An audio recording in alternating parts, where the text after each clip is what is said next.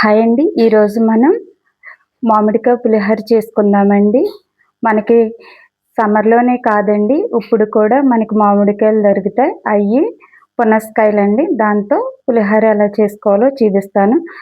ఎంతో ఈజీగా 5 మినిట్స్‌లో లంచ్ బాక్స్‌లో త్వరగా అయిపోయేలా చేసి చూపిస్తానండి. ఫస్ట్‌గా మ్యాంగో తీసుకొని శుభ్రంగా వాష్ చేసుకొని పక్కన పెట్టేసుకోండి. చేపిస్తున్నట్టు మొత్తం తాలింపుకి రెడీ చేసుకోండి.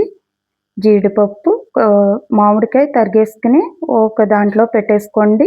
నేను చూపించిన తాలింపులను పెట్టుకొని అన్నం వండుకొని చల్లారబెట్టుకొని పక్కన పెట్టుకోండి.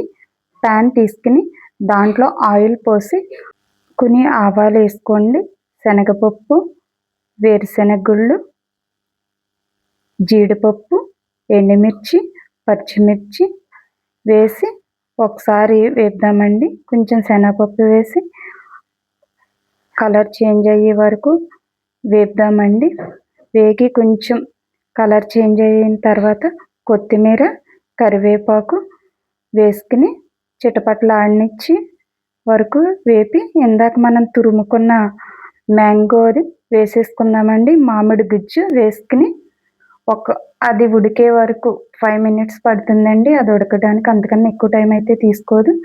ఆ తాలింపు దానికి పట్టి అది కొంచెం మెత్తబడే వరకు ఫ్రై చేద్దామండి. ఫ్రై అయిన తర్వాత కొంచెం పసుపు వేద్దామండి. చిటికెడు పసుపు వేసి ఆ కలర్ అంతా అంటుకునేలాగా మీకు తగినంత సాల్ట్ వేసుకోండి. సాల్ట్ వేసుకుని ఒక్కసారి మళ్ళీ కలుపుకుందామండి. కలిపిన తర్వాత 5 మినిట్స్ వరకు ఆయిల్ తేలి పైకి వచ్చాక మనం ఇందాక వండుకున్న అన్నాన్ని దాంట్లో వేసి స్టవ్ ఆఫ్ చేసి వేయండి. అన్నం వేసి అలా కలుపుతూ ఉండండి. స్లోగా కలుపుకోండి. గట్టి తీసి లేకపోతే చేత్తో మొత్తం అన్నం అంతా కలిసేలాగా ఆ పులుపు పట్టేలాగా కలుపుకోండి. అంతే, రెడీ అయిపోయిందండి పులిహోర.